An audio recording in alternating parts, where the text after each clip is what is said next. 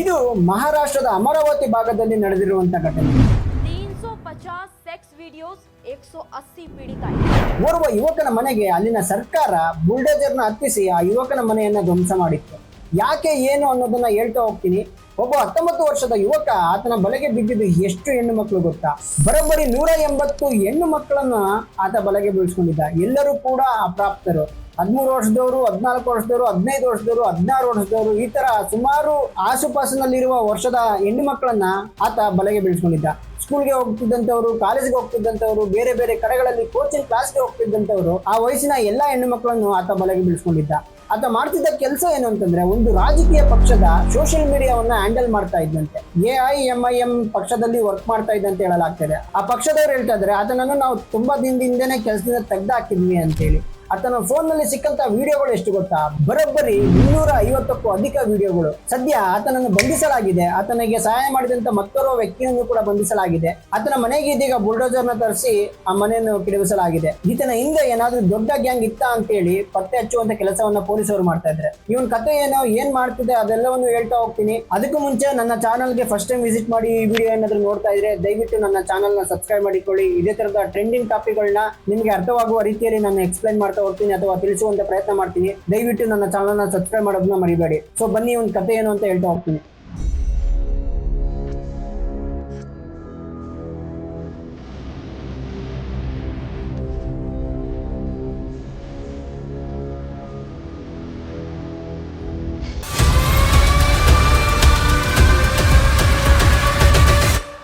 ಆ ಯುವಕನ ಹೆಸರು ಮೊಹಮ್ಮದ್ ಅಯ್ಯಾನ್ ಅಂತ. ಒಂದು ಸೋಷಿಯಲ್ ಮೀಡಿಯಾವನ್ನು ಹ್ಯಾಂಡಲ್ ಮಾಡುವಂತ ಕೆಲಸವನ್ನು ಮಾಡ್ತಾ ಇದ್ದ. ಆತನ ವಯಸ್ಸು ಬರೀ 19 ವರ್ಷ ಅಷ್ಟೇ. ಆತ ವಾಟ್ಸ್ಆಪ್, ಇನ್ಸ್ಟಾಗ್ರಾಮ್, ಸ್ನ್ಯಾಪ್ಚಾಟ್, ಹೀಗೆ ಸೋಷಿಯಲ್ ಮೀಡಿಯಾದಲ್ಲಿ ಯಾವ ಪ್ಲಾಟ್ಫಾರ್ಮ್ಗಳಿದೆ ಅದೆಲ್ಲವನ್ನೂ ಕೂಡ ಹ್ಯಾಂಡಲ್ ಮಾಡ್ತಾ ಇದ್ದ. ಇವನ್ ಏನ್ ಮಾಡ್ತಿದ್ದ ಅಂತಂದ್ರೆ, ಸೋಷಿಯಲ್ ಮೀಡಿಯಾದಲ್ಲಿ ಹೆಣ್ಣು ಮಕ್ಕಳಿಗೆ ಗಾಳ ಹಾಕುವಂತ ಕೆಲಸವನ್ನ ಮಾಡ್ತಾ ಇದ್ದ. ಯಾರ್ಯಾರು ಈ ಸ್ಕೂಲಿಗೆ ಹೋಗ್ತಾ ಇದ್ರು ಅಥವಾ ಕಾಲೇಜಿಗೆ ಹೋಗ್ತಾ ಇದ್ರು, ಪರ್ಟಿಕ್ಯುಲರ್ ಆಗಿ ಇಂಥದ್ದೇ ಧರ್ಮ ಅಂತಿಲ್ಲ, ಎಲ್ಲಾ ಧರ್ಮದವರನ್ನು ಕೂಡ ಬಳಸ್ಕೊಂಡಿದ್ದಾನೆ. ಅದರಲ್ಲಿ ಬಹುತೇಕ ಹುಡುಗಿಯರು ಮುಸ್ಲಿಂ ಅವರೇ ಆಗಿದ್ರು. ಹೀಗೆ ಎಲ್ರಿಗೂ ಕೂಡ ಗಾಳ ಹಾಕುವಂತ ಕೆಲಸ ಮಾಡ್ತಿದ್ದ. ಯಾವ ರೀತಿಯಾಗಿ ಅಂತಂದ್ರೆ, ಎಲ್ಲ ಹೆಣ್ಣು ಮಕ್ಕಳಿಗೂ ಕೂಡ ಒಂದೇ ಕತೆ ಹೇಳ್ತಿದ್ದ. ಅಂದ್ರೆ ಸೇಮ್ ಪ್ಯಾಟರ್ನ್ ನಲ್ಲಿ ಎಲ್ಲರಿಗೂ ಕೂಡ ಗಾಳ ಹಾಕುವಂತ ಕೆಲಸವನ್ನ ಮಾಡ್ತಿದ್ದ. ಯಾವ ರೀತಿ ಅಂತಂದ್ರೆ, ಒಂದಷ್ಟು ಹೆಣ್ಣು ಮಕ್ಕಳಿಗೆ ಪ್ರೀತಿ ಪ್ರೇಮ ಅಂತೇಳಿ ಅವನು ಸಂಪೂರ್ಣವಾಗಿ ತಲೆ ಕೆಡಿಸ್ತಾ ಇದ್ದ. ಅವರನ್ನು ತನ್ನ ಬಲೆಗೆ ಬೀಳ್ಸ್ಕೊಳ್ತಾ ಇದ್ದ. ಅದರಲ್ಲಿ ಒಂದಷ್ಟು ಹೆಣ್ಣು ಮಕ್ಕಳು ಚಿಕ್ಕವರು ಕೂಡ ಇದ್ರು. ಅದೊಂದು ರೀತಿಯಾದಂತ ವಯಸ್ಸು, ನಿಮ್ಮೆಲ್ರಿಗೂ ಕೂಡ ಗೊತ್ತಿರುತ್ತೆ. ಅಂದ್ರೆ ಎಲ್ಲಾ ಹೆಣ್ಣು ಮಕ್ಕಳು ಆ ವಯಸ್ಸನ್ನ ದಾಟ್ಕೊಂಡೇ ಬರೋದು. ಆ ವಯಸ್ಸಿನಲ್ಲಿ ತಪ್ಪು ಯಾವುದು ಸರಿ ಯಾವುದು ಅಂತ ತಿಳಿಯೋದಿಲ್ಲ.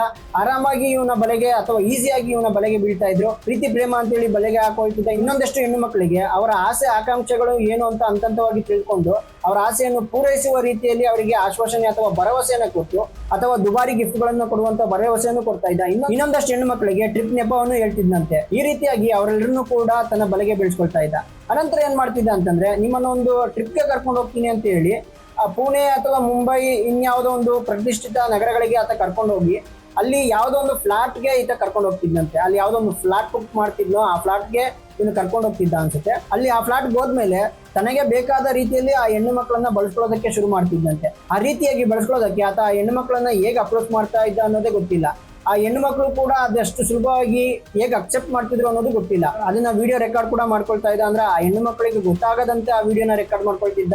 ಈತ ತನ್ನನ್ನು ತಾನು ಹೇಗೆ ಬಿಂಬಿಸ್ಕೊಳ್ತಾ ಇದ್ದ ಅಂತಂದ್ರೆ, ಆ ಹೆಣ್ಮಕ್ಳ ಮುಂದೆ ಈತ ತುಂಬಾ ಶ್ರೀಮಂತ ಆಗಿರುವ ರೀತಿಯಲ್ಲಿ ರೀಲ್ಸ್ ಗಳನ್ನ ಶೇರ್ ಮಾಡ್ತಾ ಇದ್ದಂತೆ. ಸೋಷಿಯಲ್ ಮೀಡಿಯಾದಲ್ಲಿ ತನ್ನನ್ನು ತಾನು ಈ ತರ ಬಿಂಬಿಸ್ಕೊಳ್ತಾ ಇದ್ದಂತೆ. ಅಂದ್ರೆ ಒಂದ್ ಕ್ಷಣ ಯಾರೇ ನೋಡಿದ್ರು ಈತ ತುಂಬಾ ದೊಡ್ಡ ವ್ಯಕ್ತಿ, ಬಹಳ ದುಡ್ಡಿರುವಂತ ವ್ಯಕ್ತಿ, ಒಳ್ಳೆ ಕಾಂಟ್ಯಾಕ್ಟ್ ಇರುವಂತ ವ್ಯಕ್ತಿ ಅನ್ನಿಸ್ಬಿಡ್ಬೇಕು. ಆ ತರದಲ್ಲೇ ಈತ ಬಿಂಬಿಸ್ಕೊಳ್ತಾ ಇದ್ದಂತೆ ಸೋಷಿಯಲ್ ಮೀಡಿಯಾದಲ್ಲಿ. ಈ ಕಾರಣಕ್ಕಾಗಿ ಹುಡುಗಿರು ಆರಾಮಾಗಿ ಈತನ ಬಲೆಗೆ ಬೀಳ್ತಾ ಇದ್ರು. ಸೊ ಈಗ ಗೊತ್ತಾಗಿರುವ ಹೊಸ ವಿಚಾರ ಏನಂತಂದ್ರೆ, ಅದೇ ವಿಡಿಯೋವನ್ನ ತೋರಿಸಿ ಅವರಿಗೆ ಬ್ಲಾಕ್ ಮೇಲ್ ಮಾಡ್ತಾ ಇದ್ದಂತೆ. ಅಂದ್ರೆ ಅವರನ್ನ ಮತ್ತೊಮ್ಮೆ ಲೈಂಗಿಕವಾಗಿ ಬಳಸ್ಕೊಳ್ತಾ ಇದ್ದ. ಅಷ್ಟ್ ಮಾತ್ರ ಅಲ್ಲದೆ ಅದೇ ವಿಡಿಯೋನ ತೋರಿಸಿ ಬ್ಲಾಕ್ ಮೇಲ್ ಮಾಡಿ ಬೇರೆಯವರ ಜೊತೆಗೆ ಹೆಣ್ಣು ಮಕ್ಕಳನ್ನ ಕಳಿಸಿ ಅದರಿಂದ ದುಡ್ಡು ಮಾಡ್ಕೊಳ್ತಿದ್ದಂತೆ. ಅಂದ್ರೆ ಅದರಿಂದ ಹಣ ವಸೂಲಿ ಮಾಡ್ತಿದ್ದಂತೆ. ಆ ಹೆಣ್ಣು ಮಕ್ಕಳಿಗೆ ಬೆದರಿಕೆ ಆಗ್ತಾ ಇದ್ದಂತೆ. ನೀವೇನಾದ್ರೂ ನಾನು ಹೇಳಿದಂತವರ ಜೊತೆಗೆ ಹೋಗ್ಲಿಲ್ಲ ಅಂತಂದ್ರೆ ಈ ವಿಡಿಯೋನ ವೈರಲ್ ಮಾಡ್ತೀನಿ, ಅಥವಾ ನಿಮ್ಮ ಅಪ್ಪ ಅಮ್ಮಂಗೆ ಕಳಿಸ್ತೀನಿ, ನಿಮ್ಮ ಕ್ಲಾಸ್ ಟೀಚರ್ಸ್ಗೆ ಕಳಿಸ್ತೀನಿ, ಸ್ಕೂಲಿಗೆ ಶೇರ್ ಮಾಡ್ತೀನಿ, ಈ ತರ ರೀತಿಯಾಗಿ ಒಂದಷ್ಟು ಬೆದರಿಕೆಗಳನ್ನ ಆಗ್ತಾ ಇದ್ದಂತೆ. ಆ ಹೆಣ್ಮಕ್ಳು ಇನ್ನೇನ್ ಮಾಡ್ತಾರೆ, ಇವ್ನು ಎದುರಿಸ್ತಾ ಇದ್ದಂದ್ರೆ ಅವ್ರು ಎದುರ್ಕೊಳ್ಳೇಬೇಕು, ಯಾಕಂದ್ರೆ ಸಿಗಾಕೊಂಡಿದ್ದಾರಲ್ವಾ. ಸೊ ಅವ್ನು ಕರೆದಿದ್ದ ಜಾಗಕ್ಕೆಲ್ಲ ಹೋಗ್ತಾ ಇದ್ರಂತೆ. ಸೊ ಇದ್ರ ಜೊತೆಗೆ ಈತ ಹೇಳಿದಂತವರ ಜೊತೆಗೂ ಕೂಡ ಹೋಗ್ತಾ ಇದ್ರಂತೆ. ಈ ರೀತಿಯಾಗಿ ಆತ ಹಣವನ್ನ ಗಳಿಕೆ ಮಾಡ್ತಾ ಇದ್ದಂತೆ. ಈಗ ಸದ್ಯಕ್ಕೆ ಪೊಲೀಸರ ತನಿಖೆಯಲ್ಲಿ ಗೊತ್ತಾಗ್ತಿರುವ ಇನ್ನೊಂದು ವಿಚಾರ ಏನಂತಂದ್ರೆ, ಯಾವುದೋ ವೆಬ್ಸೈಟ್ ಗಳಿಗೂ ಕೂಡ ಅವನು ಸೇಲ್ ಮಾಡ್ತಾನೆ ಅಂತಂದ್ರೆ, ಯಾವ ವೆಬ್ಸೈಟ್ ಅಂತ ನಿಮ್ಗೆ ಅರ್ಥ ಆಗಿರುತ್ತೆ, ಬಿಡಿಸಿ ಹೇಳೋದು ಬೇಕಾಗಿಲ್ಲ ಅನ್ಕೊಳ್ತೀನಿ. ಸೊ ಈ ತರ ಕೆಲವೊಂದು ವೆಬ್ಸೈಟ್ ಗಳಿಗೆ ವಿಡಿಯೋಗಳನ್ನ ಸೇಲ್ ಮಾಡೋದು ಅಥವಾ ಶೇರ್ ಮಾಡೋದು ಮಾಡ್ತಿದ್ದಂತೆ. ಒಟ್ಟಾರೆಯಾಗಿ 180 ಹೆಣ್ಣು ಮಕ್ಕಳ ಈತನ ಬಲೆಗೆ ಬಿದ್ದಿದ್ರು. ಹೆಚ್ಚು ಕಡಿಮೆ 350 ವಿಡಿಯೋಗಳು ಈತನ ಫೋನ್ ನಲ್ಲಿ ಸಿಕ್ಕಿದ್ದಾವೆ. ಇನ್ನೂ ಕೂಡ ವಿಡಿಯೋ ಜಾಸ್ತಿ ಆಗಬಹುದು, ಇನ್ನೂ ಕೂಡ ಹೆಣ್ಣು ಮಕ್ಕಳ ಸಂಖ್ಯೆ ಜಾಸ್ತಿ ಆಗ್ಬಹುದು. ಇಲ್ಲಿಯವರೆಗೂ ಕೂಡ ನೇರವಾಗಿ ದೂರನ್ನ ಕೊಡೋದಕ್ಕೆ ಬಂದಂತರ ಸಂಖ್ಯೆ ತೀರಾ ಕಡಿಮೆ ಇದೆ. ಪೊಲೀಸ್ ಅವರೇ ಟ್ರೇಸ್ ಮಾಡ್ಕೊಂಡು ಹೋಗಿ ಆ ಹೆಣ್ಮಕ್ಳನ್ನ ಹುಡುಕಿ ಧೈರ್ಯ ತುಂಬಿ ದೂರು ಕೊಡುವ ರೀತಿಯಲ್ಲಿ ಮಾಡ್ತಾ ಇದ್ದಾರೆ. ಇದೊಂದು ಕಡೆ ಆಯ್ತು ಅಂತಂದ್ರೆ, ಇನ್ನೊಂದು ಕಡೆ ಈತ ಸಿಕ್ಬಿದ್ದಿದ್ದು ಹೇಗೆ ಅನ್ನೋದನ್ನ ಹೇಳ್ತೀನಿ ಕೇಳಿ.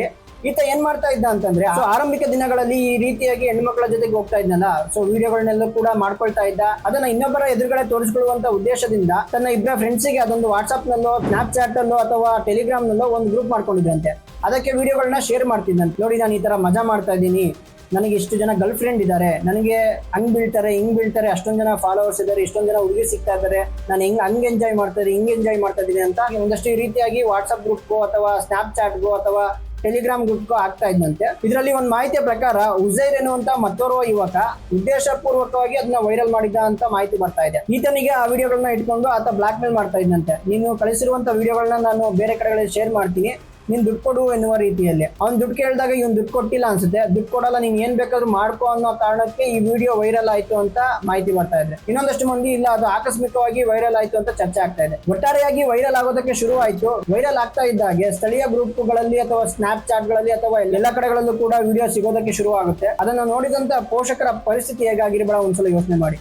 ಹಾರ್ಟ್ ಅಟ್ಯಾಕ್ ಆಗೋದೊಂದು ಬಾಕಿ ಅವರಿಗೆ. ಯಾಕಂದ್ರೆ ತನ್ನ ಮಕ್ಕಳು ಯಾವುದೋ ಒಂದು ಈ ತರ ಬಲೆಗೆ ಬಿದ್ದು ತನ್ನ ಮಾನ ಮರ್ಯಾದೆಯನ್ನ ಕಳ್ಕೊಳ್ತಾ ಇದ್ದಾರೆ. ಈ ತರದೊಂದು ಘಟನೆ ನಡೀತಾ ಇದೆ ಅಂತಂದ್ರೆ ಪೇರೆಂಟ್ಸ್ಗೆ ಯಾವ ತರದೊಂದು ಆಘಾತ ಆಗಿರ್ಬೇಡ ಅಂತ ನೀವೇ ಒಂದ್ಸಲ ಯೋಚನೆ ಮಾಡಿ. ಆ ಪೇರೆಂಟ್ಸ್ ಜಾಗದಲ್ಲಿ ನಿಂತ್ಕೊಂಡು ನಾವು ಯೋಚನೆ ಮಾಡ್ಬೇಕಲ್ವಾ, ಭಯ ಆಗಿರುತ್ತಲ್ವಾ. ನೋಡ್ತಾ ಇದ್ದಾಗ ಎಲ್ಲಾ ಪ್ರದೇಶದಲ್ಲೂ ಎಲ್ಲಾ ಕಡೆಗಳಲ್ಲೂ ಕೂಡ ವೈರಲ್ ಆಗೋದಕ್ಕೆ ಸ್ಟಾರ್ಟ್ ಆಯ್ತು. ಈಗ ಆಗ್ತಿದ್ದಂತೆ ಅಲ್ಲಿದ್ದಂತ ಓರ್ವ ಬಿಜೆಪಿಯ ರಾಜ್ಯಸಭಾ ಮೆಂಬರ್ ಅಂದ್ರೆ MP ಏನ್ ಮಾಡ್ತಾರೆ ಅಂತಂದ್ರೆ, ಇದನ್ನ ತೀರಾ ಗಂಭೀರವಾಗಿ ತೆಗೆದುಕೊಳ್ತಾರೆ. ಅವರು ನೇರವಾಗಿ ಹೋಗಿ ಆ ಪ್ರದೇಶದ SP ಗೆ ಕಂಪ್ಲೇಂಟ್ ಕೊಡ್ತಾರೆ. ಪ್ರಕರಣವನ್ನ ಸೀರಿಯಸ್ ಆಗಿ ತೆಗೆದುಕೊಳ್ಳಿ ಎನ್ನುವಂತ ರೀತಿಯಲ್ಲಿ ಅವರಿಗೆ ಮಾಹಿತಿಯನ್ನ ಕೊಡ್ತಾರೆ. ಪೊಲೀಸರು ಪ್ರಕರಣವನ್ನ ಗಂಭೀರವಾಗಿ ತೆಗೆದುಕೊಳ್ತಾರೆ. ಯಾರು ಏನು ಅಂತ ಹೇಳಿ ಪತ್ತೆ ಹಚ್ಚುವಂತ ಕೆಲಸ ಮಾಡ್ತಾರೆ. ಒಂದಷ್ಟು ದಿನಗಳ ಕಾಲ ಆತನ ಹಿಂದೆ ಬೀಳ್ತಾರೆ. ಫಸ್ಟ್ ಆತ ಎಲ್ಲೆಲ್ಲಿ ಓಡಾಡ್ತಾನೆ, ಏನ್ ಮಾಡ್ತಾನೆ, ಯಾವ ಕೆಲಸ ಮಾಡ್ತಾ ಇದ್ದಾನೆ, ಏನು ಅಂತ ಹೇಳಿ ಮಾಹಿತಿಯನ್ನ ಕಲೆಕ್ಟ್ ಮಾಡ್ತಾರೆ. ಒಂದಷ್ಟು ಸಾಕ್ಷಿಗಳನ್ನೆಲ್ಲ ಕೂಡ ಕಲೆ ಹಾಕ್ತಾರೆ. ಅಂತಿಮವಾಗಿ ಆತನ ಹಿಂದೆ ಬಿದ್ದು ಆತನಿಗೆ ಗೊತ್ತಿಲ್ಲದ ರೀತಿಯಲ್ಲಿ ಆತನನ್ನ ಅರೆಸ್ಟ್ ಮಾಡ್ತಾರೆ. ತಕ್ಷಣ ಫೋನ್ ನ ವಶಕ್ಕೆ ಪಡ್ಕೊಳ್ತಾರೆ. ಅಂದ್ರೆ ಮೊದಲೇ ಏನಾದ್ರೂ ಆತನ ಬಂಧಿಸುವಂತ ಮಾಹಿತಿ ಅವನಿಗೆ ಸಿಕ್ಬಿಟ್ಟಿದ್ರೆ ಅಥವಾ ಅವನಿಗೆ ಗೊತ್ತಾಗಿದ್ರೆ ಆತ ಫೋನ್ ನ ಎಷ್ಟು ಬಿಡ್ತಿದ್ನೋ ಅಥವಾ ನಾಶ ಮಾಡುವಂತ ಪ್ರಯತ್ನ ಮಾಡ್ತಿದ್ನೋ ಅಥವಾ ಇನ್ನೇನಾದ್ರೂ ಮಾಡ್ಬೋದಾಯ್ತು. ಸೊ ಹೀಗಾಗಿ ಪೊಲೀಸರು ಯಾವುದೇ ಸುಳಿವನ್ನು ಕೊಡದೆ ಆತನ ಅರೆಸ್ಟ್ ಮಾಡ್ತಾರೆ. ಅರೆಸ್ಟ್ ಮಾಡ್ಕೊಂಡ್ಮೇಲೆ ಆತನ ಫೋನ್ ನೋಡಿದಾಗ ಪೊಲೀಸರಿಗೊಂದು ದೊಡ್ಡ ಶಾಕ್ ಆಗಿರುತ್ತೆ. ಯಾಕಂದ್ರೆ ವೈರಲ್ ಆಗಿದ್ದು 3-4 ವಿಡಿಯೋ ಅಷ್ಟೇ. ಅಂದ್ರೆ ಆ ಫೋನ್ ಒಳಗೆ ಇದ್ದಂತ ವಿಡಿಯೋ ಎಷ್ಟಪ್ಪ ಅಂದ್ರೆ ಆಲ್ಮೋಸ್ಟ್ 350ಕ್ಕೂ ಹೆಚ್ಚು ವಿಡಿಯೋಗಳಿದ್ವು. ಸದ್ಯ ಆತನನ್ನ ಏಪ್ರಿಲ್ 11ನೇ ತಾರೀಕು ಅರೆಸ್ಟ್ ಮಾಡಲಾಗಿದೆ. ಈಗಾಗಲೇ ಆತನನ್ನು ಪೊಲೀಸ್ ಕಸ್ಟಡಿಗೂ ಕೊಡಲಾಗಿದೆ. ಕೋರ್ಟ್ ಮುಂದೆ ಹಾಜರುಪಡಿಸಿ ಪೊಲೀಸರು ಇದೀಗ ವಿಚಾರಣೆಯನ್ನು ನಡೆಸ್ತಾ ಇದ್ದಾರೆ. ಬರೀ 19 ವರ್ಷದ ಬಾಲಕ ಅವನೊಬ್ಬನೇ ಈ ತರ ಎಲ್ಲ ಮಾಡ್ತಾನೆ ಅಂತಂದ್ರೆ ಸಾಧ್ಯನೇ ಇಲ್ಲ ಅಂತ ಆತನ ಹಿಂದೆ ದೊಡ್ಡದಾಗಿರುವಂತ ಯಾವ್ದಾದ್ರು ಒಂದು ಸಂಘ ಇರ್ಬೋದು ಅಥವಾ ಗ್ಯಾಂಗ್ ಇರ್ಬೋದು, ಈ ತರದೊಂದು ದಂಧೆ ಇರ್ಬೋದು ಇವ್ರ ಹಿಂದೆ ಅಂತ ಹೇಳಿ ಪೊಲೀಸರಿಗೆ ಅನುಮಾನ ಬಂದು ಆ ಆಂಗಲ್ ನಲ್ಲಿ ಇದೀಗ ತನಿಖೆಯನ್ನ ಮಾಡ್ತಾ ಇದ್ದಾರೆ. ಸದ್ಯ ಆತನ ಮನೆಗೆ ಬುಲ್ಡೋಸರ್ ನ ಹತ್ತಿಸಿ ಕಂಪ್ಲೀಟ್ ಆಗಿ ಧ್ವಂಸ ಮಾಡಿಸುವಂತ ಕೆಲಸ ಮಾಡಲಾಗಿದೆ. ಆತನ ವಿರುದ್ಧ ಕಠಿಣ ಕ್ರಮ ತೆಗೆದುಕೊಳ್ತೀವಿ ಅಂತ ಪೊಲೀಸರು ಈಗಾಗಲೇ ಭರವಸೆನ ಕೊಟ್ಟಿದ್ದಾರೆ. ಸೊ ಯಾಕೆ ಈ ವಿಚಾರನ ನಿಮ್ಮ ಮುಂದೆ ಹೇಳ್ತಾ ಇದ್ದೀನಿ ಅಂದ್ರೆ, ದಯವಿಟ್ಟು ನಿಮ್ಮ ಮನೆ ಹೆಣ್ಮಕ್ಳು ಈ ವಿಚಾರದಲ್ಲಿ ಎಚ್ಚರಿಕೆಯಿಂದ ಇರಬೇಕು. ಯಾಕಂದ್ರೆ ಇಂತಹ ರಾಕ್ಷಸರ ಸಂಖ್ಯೆ ಇತ್ತೀಚೆಗೆ ತುಂಬಾನೇ ಜಾಸ್ತಿ ಆಗ್ಬಿಟ್ಟಿದೆ. ಹೆಣ್ಮಕ್ಳು ಏನ್ ಮಾಡ್ತಿದ್ದಾರೆ, ಏನ್ ಚಟುವಟಿಕೆ ಮಾಡ್ತಿದ್ದಾರೆ, ಯಾರ ಸಂಪರ್ಕದಲ್ಲಿದ್ದಾರೆ, ಯಾರ ಅವ್ರ ಜೊತೆ ಓಡಾಡ್ತಿದ್ದಾರೆ ಅಥವಾ ಯಾರ ಜೊತೆ ಸ್ನೇಹ ಮಾಡಿದ್ದಾರೆ, ಅದನ್ನೆಲ್ಲವನ್ನು ದಯವಿಟ್ಟು ತಿಳ್ಕೊಳ್ಳಿ. ಇಲ್ಲ ಅಂತಂದ್ರೆ ಈಗ ಆಗ್ಬಿಟ್ರೆ ಯಾವ ರೀತಿಯಾಗಿ ಬದುಕಬೇಕು ಅಥವಾ ಯಾವ ರೀತಿ ಬದುಕು ಸರ್ವನಾಶ ಆಗ್ಬಿಡುತ್ತೆ ಅಂತ ನಾವು ಊಹೆ ಮಾಡ್ಕೊಳ್ಳೋಕ್ಕೂ ಸಾಧ್ಯ ಇಲ್ಲ. ಈಗಿನ ಸೋಷಿಯಲ್ ಮೀಡಿಯಾ ಇದೆಯಲ್ಲ, ಒಳ್ಳೆಯದಕ್ಕೂ ಯೂಸ್ ಆಗುತ್ತೆ, ಅಂದ್ರೆ ಒಳ್ಳೆ ಪರ್ಪಸ್ಗೂ ಯೂಸ್ ಆಗುತ್ತೆ, ಹಂಗೆ ಕೆಟ್ಟ ಪರ್ಪಸ್ಗೂ ಯೂಸ್ ಆಗುತ್ತೆ. ಒಳ್ಳೇದಕ್ಕಿಂತ ಕೆಟ್ಟದಾಗಿ ಯೂಸ್ ಮಾಡ್ಕೊಳ್ಳೋದು ಜಾಸ್ತಿ ಈಗಿನ ಸೋಷಿಯಲ್ ಮೀಡಿಯಾನ. ಸೊ ದಯವಿಟ್ಟು ಗಮನ ಇರಲಿ ನಿಮ್ಮ ಮಕ್ಕಳ ಮೇಲೆ, ಯಾರ ಜೊತೆ ಇದ್ದಾರೆ, ಯಾರು ಸ್ನೇಹ ಮಾಡಿದ್ದಾರೆ ಅಂತ ಹೇಳಿ. ಸೊ ಇದಾಗಿತ್ತು ಈ ಕ್ಷಣದ ಮಾಹಿತಿ. ನಿಮ್ಗೇನಾದ್ರೂ ಈ ವಿಡಿಯೋ ಇಷ್ಟ ಆಗಿದೆ ದಯವಿಟ್ಟು ನನ್ನ ಚಾನಲ್ನ ಸಬ್ಸ್ಕ್ರೈಬ್ ಮಾಡಿಕೊಂಡು ಈ ವಿಡಿಯೋ ಲೈಕ್ ಕೊಟ್ಟು ನಿಮ್ಗೆ ಏನ್ ಅನ್ಸುತ್ತೆ ಅದನ್ನ ಕಮೆಂಟ್ ಮಾಡಿ. ಮುಂದಿನ ವಿಡಿಯೋದಲ್ಲಿ ಸಿಗ್ತೀನಿ. ಅಲ್ಲಿವರೆಗೂ ಗುಡ್ ಬೈ.